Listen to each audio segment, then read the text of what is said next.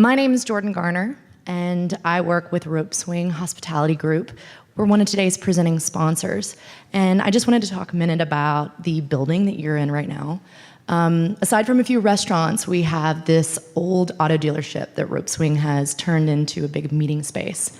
And not only community and private events, but we are a resource for a lot of suppliers, retailers like yourself, for meetings, big sales expos. Our clients include, of course, Walmart, J.B. Hunt, Tyson, but General Mills, Dr. Pepper Snapple, Unilever, you name it. So if you're looking for event space in the downtown area with walkability to restaurants and cool entertainment, please give us a call or email, or you can visit our website, recorddowntown.com, record@ropeswinggroup.com, and you can probably find something on the website, or I'm sorry, not the website, but through these presentations with that information, or reach out to the Supplier Community team. They can help you connect. But without further ado, I want to introduce you to the next expert. Her name is Rachelle Sanders, and after 20 years in this industry, she started a company called Boutique Business Solutions, and she's going to talk about Retail Link. Thank you. Show of hands, who's used Retail Link before? Who's used Retail Link for more than a year? More than 5? More than 10? More than 15? Shani and I are all hanging out over here. 20. 20? Who used Retail Link before it was internet-based? Really, I'm the only one? Two of us. And I said that about Teresa, who's one of the attendees here, because she was actually part of the group that developed Retail Link out of the gate at Walmart eons ago.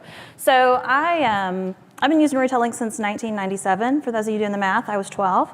And I started that, it was not an internet-based application. It actually was software-based, and it lived on a computer that was probably about as big as that little table. And then it was a secondary machine, and we dialed up for updates once a week. It was not real-time, every day, all the time updates like we had. Anybody been in Retail Link today? Yeah. Retail Link is cranky right now, I think. Yeah, from what I understand, it is. She's having a day, which is part and parcel, I think, just to the application. Who has not seen Retail Link and is just dying to see what it looks like? Come on, somebody. One. Thank you for humoring me. So that's what I'm going to do. I'm going to walk you through just a little bit of navigation, some of the tools that are there, just some of the things that are available to you to get to in case you've not used Retail Link and you would like to, and then I'll walk you through building a query. So this is the legalese that just says I'm not Retail Link, I'm not going to log into Retail Link, I'm not breaking the Retail Link rules or laws. Because if I do, then they will come and claim my firstborn, and nobody wants her. So we'll start with the navigation. When you log into Retail Link, it prompts you for your user ID and password. And actually, this screen is now dated. About a month ago, they changed that. And the user ID is unique to the user, and the password changes. It prompts you to change it about every 45 days. And they want a character and an uppercase and a lowercase and a gang sign and just all kinds of crazy stuff. I encourage people to know who their site administrator is. If there are issues with getting in, if you need help changing your password, if you don't have the access that you think that you need, the site admin is the person that actually manages all of those things. So here she is. I use Google Chrome. I don't know. Anybody use Internet Explorer? Does it look like this, or is it still the old version? Anybody know? Old version still. So all my stuff is in Google Chrome. It's different than it was previously, and I wish I had something to share with you. I'll walk you through a little bit of what we have. It looks like we've got some animation. So we'll start with the link here at the top for applications. There are really kind of two main buckets of things within Retail Link, right? There are applications, or those things that I put data into or get data out of, something I'm going to interact with, something I could potentially break, and then documents. So manuals, guides, reference materials, templates, that kind of thing. The applications here, you can see are laid out, and they're laid out initially alphabetically. I can go in and change them to be categorized.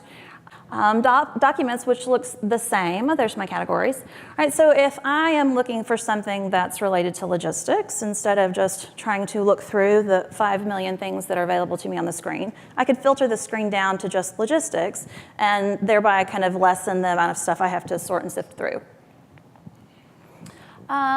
Next to that, what is this called? That's the feeds. So formerly news, this would be anything that's pertinent. So their source closing or relocating, or how they handled the hurricane information, or if there are issues with Retail Inc. at the moment, which it seems to be more often than not these days.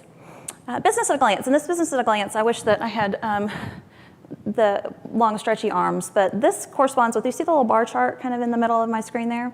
The business at a glance corresponds with that, and this is where actually I can go in and set it up. There's a little edit link, and I'll walk you through a little fun Walmart terminology. So I can go in and select edit here at that screen, which brings up a new window. And in that window, you'll see kind of below the bottom half of the screen, there's the content, the division, and the country. So for me, in this instance, I did merchandising and Walmart and the US. There is, for FYI, there's no place within Retail Inc. where you can report on Walmart and Sam's together. They are not besties, contrary to popular belief. So their systems are actually completely different. So you wouldn't see that here. So I selected US, and then I can filter that down by department, by buyer. If I have multiple vendor numbers, I could do it there. I always recommend that I have multiple views, right? So many companies don't just sell to one buyer, or they don't just sell in one department. And the intent of Business at a Glance is just that, so that I can get a top-line view very quickly of how my business is performing in the event that I just need to know. Somebody calls and I've got to get a pulse on my business. So I always recommend that we have a top-line view, which is everything that we do. And then if you sell to multiple departments and or multiple buyers, I recommend that you do an additional view to lay out those specifics. So I can select those in those bottom 3 drop-down boxes, and then it's the time range selection, right? So I can do year to date, I can do last week, I can't even hardly see. Last week I can do week to date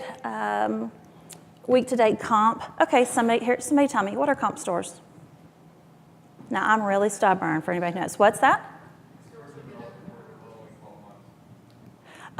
Yes, actually. There's a couple of different types of comp stores, and in this example of comp, there's five criteria for a comp store.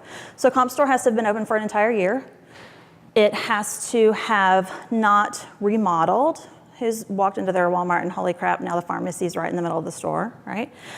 So remodels fall off of that. Relocation stores, Walmart has a propensity to love that piece of property across the street, and they scoop it up and build a new building and just move everything over there. Relos fall off. Expansion stores, who's been into one of the Division I stores? I lovingly call those the ghetto stores. Yeah, the little bitty, little small town stores. So Walmart has spent a lot of time and effort and money in the past several years to expand those stores into supercenters. So expansion stores fall off my comp store list. And then Walmart manages what they call an impacted store list. Impacted stores. Who knows impacted stores? Impacted stores? It's those stores whose sales have been impacted by another store opening within the chain.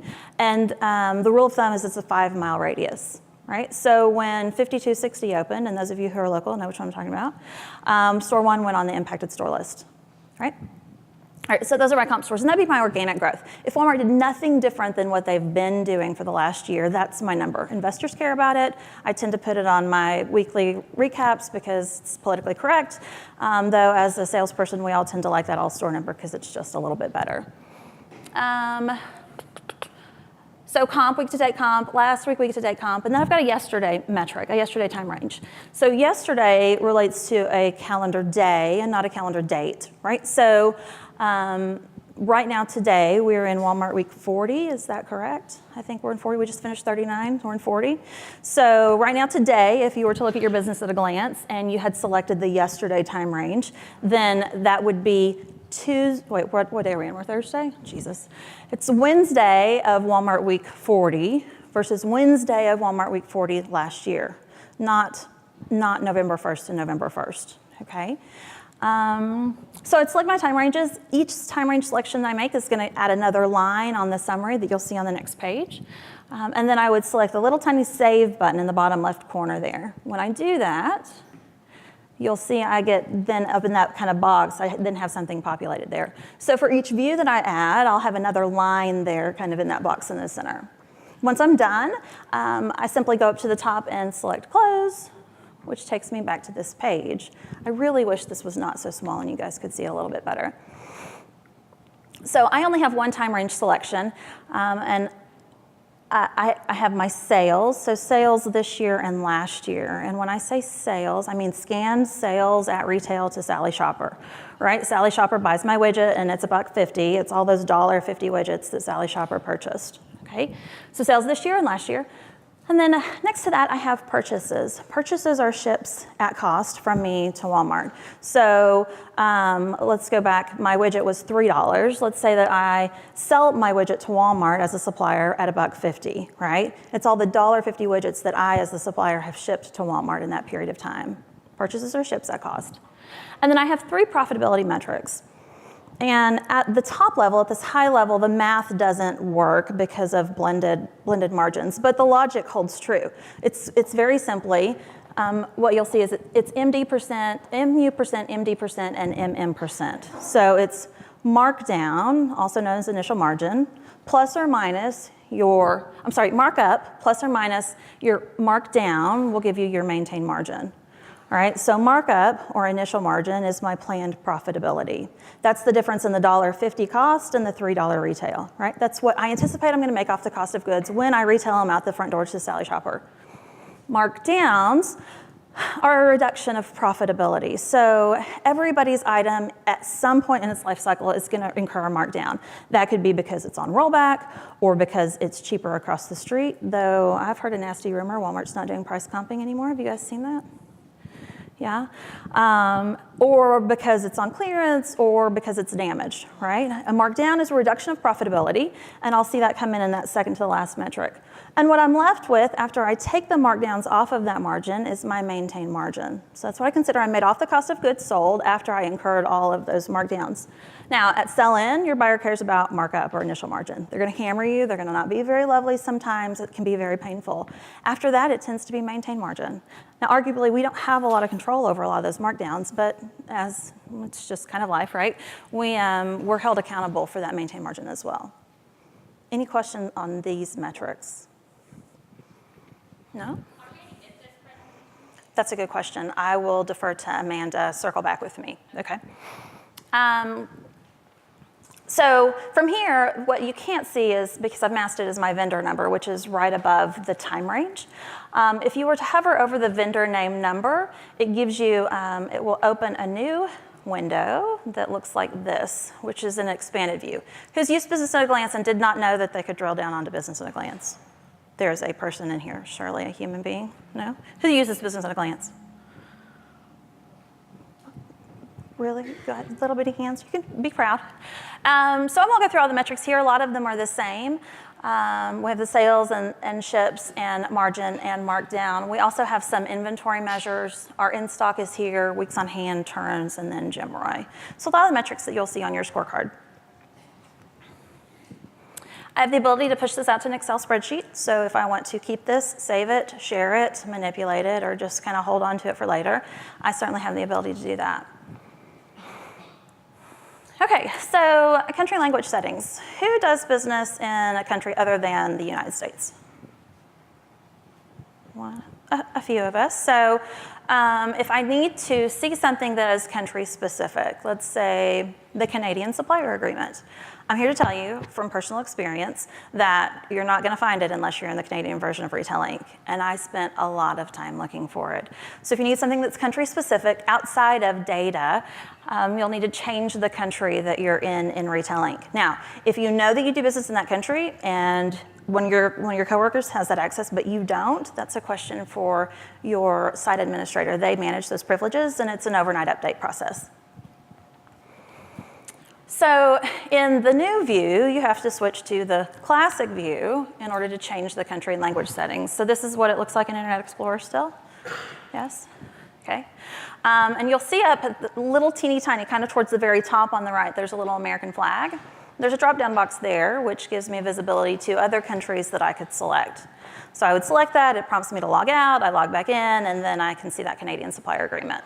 I'll go back to my new view. So let's talk about the store lists. I know that we use the store list, yes. Everybody's pulled the store list. Everybody who uses RetailLink knows what I'm talking about.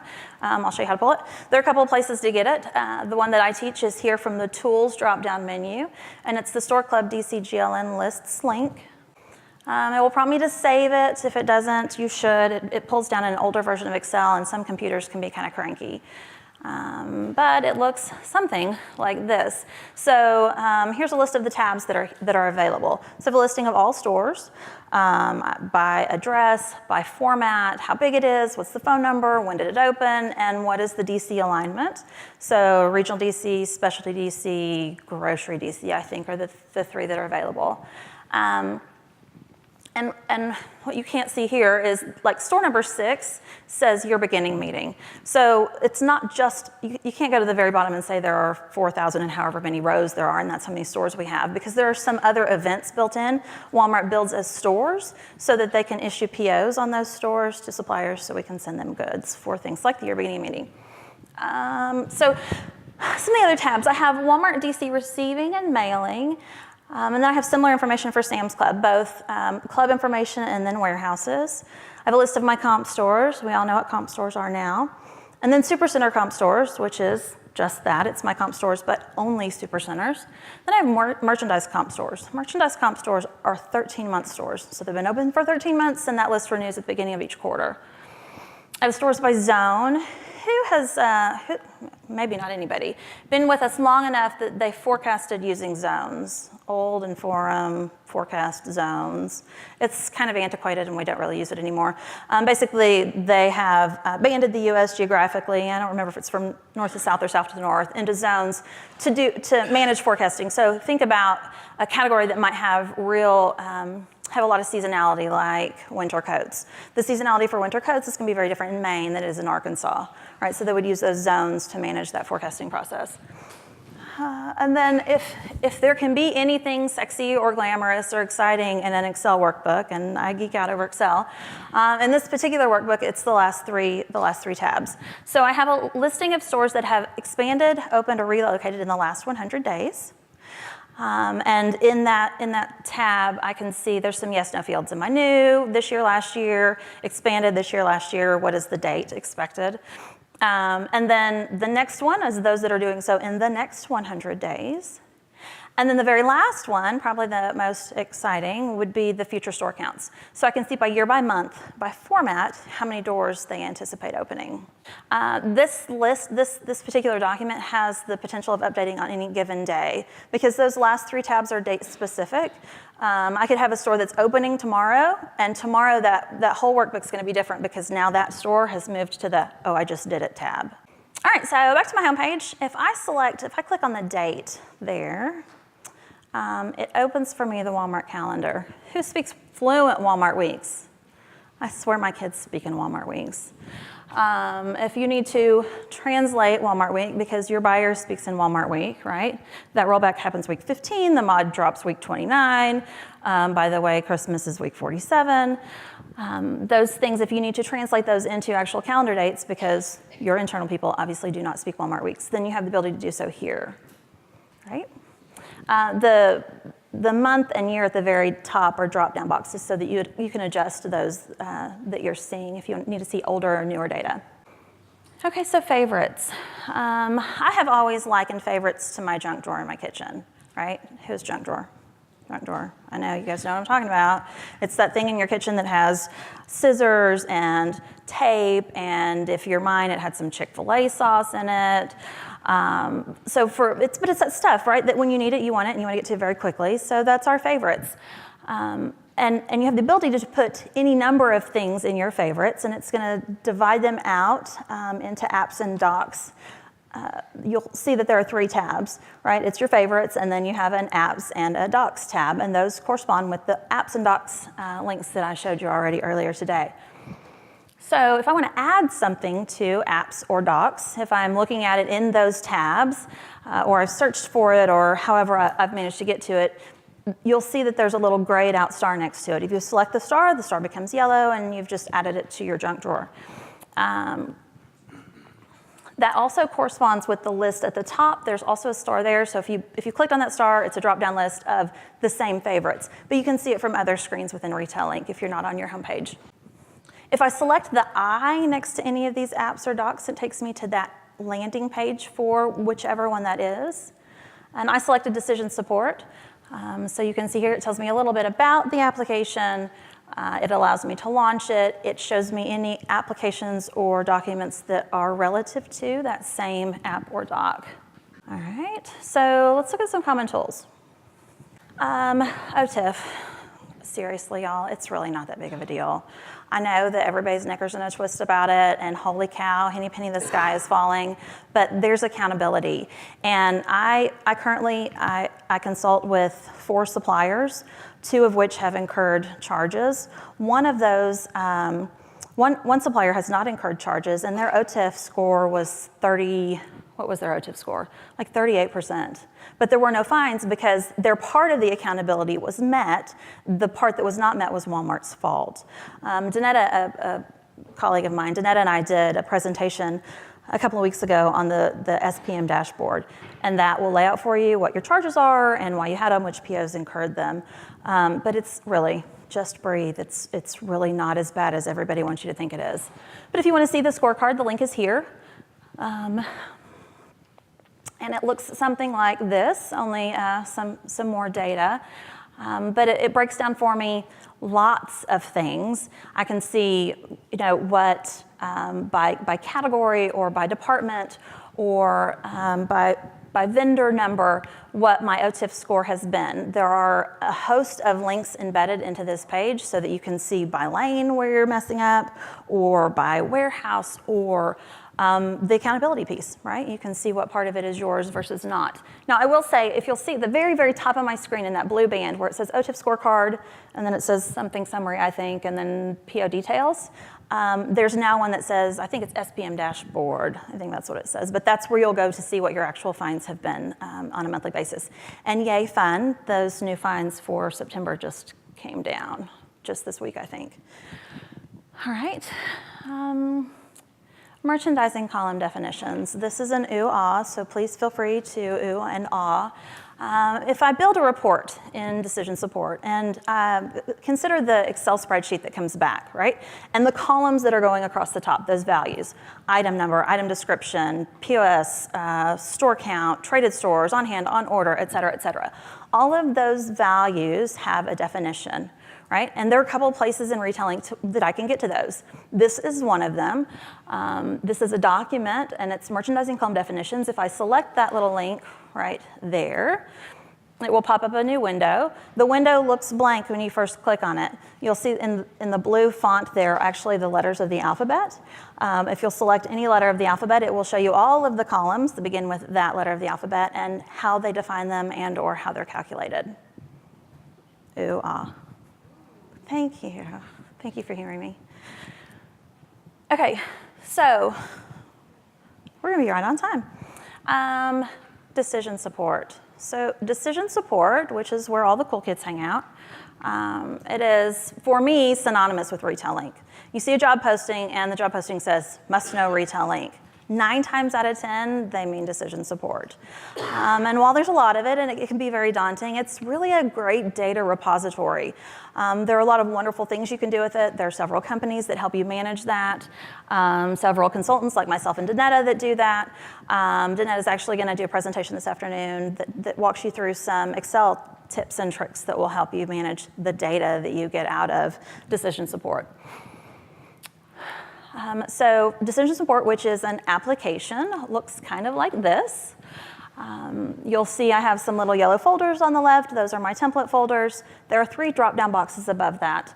The first application, the first one's application, and it's new decision support, then countries. Now this is where I can change the country if I want data that's related to a different country, if I have access to that. And the division, so if I want to see Walmart or if I want to see Sam's Club.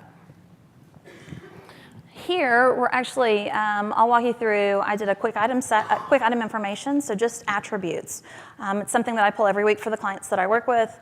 If you want to see if your cost has changed, cost is an attribute that is real time. So if I had a price change last year in week 15 and I pull the cost today, but my time range was week 15 of last year, it's today's value, right? So I have certain queries like this one that I run every week, and I just hold on to it so I can go back for the reference purposes.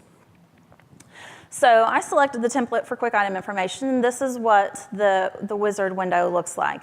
You'll see I have, it's on columns, and on kind of the top left, it's a darker, bolder color. So I'll have columns, and then I've got items, and then submit. In the columns, that's where I select those things that I want across the top of my Excel spreadsheet. Item number, item description, et cetera, et cetera. The order in which I put them from top to bottom is the order that it's going to spit them out from left to right, okay? And within all of these little yellow folders are some little yellow folders and some values that I can select. When I select that value in the little yellow folder, it goes over and lives in that big white box on the right. Those are the folders that those belong in. There is a search feature. Who has built queries and did not know there was a search feature? I know there's at least one person in here. Anybody? Nobody wants to admit to that? I didn't know that until I started teaching Retail Inc. about 8 years ago.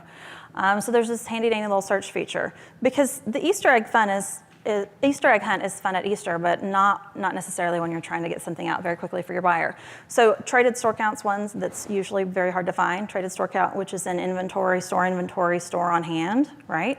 If you didn't know that and you had to look for it, you can use this search feature, which brings up a little, which changes that screen where the yellow folders are so that you can input that information, and then it will show you all of the values that have that particular terminology in them. Here I searched for quantity, QTY.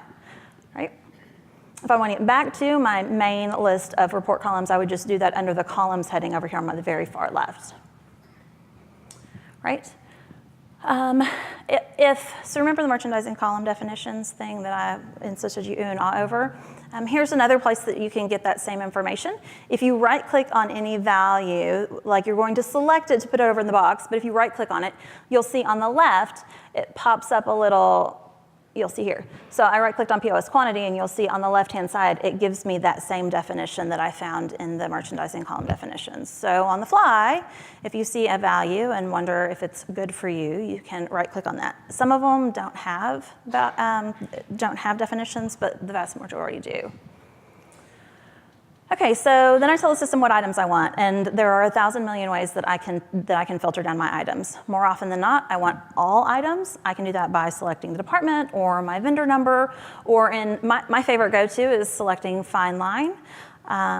Every item's in a fine line, and every fine line has a numerical value greater than 0.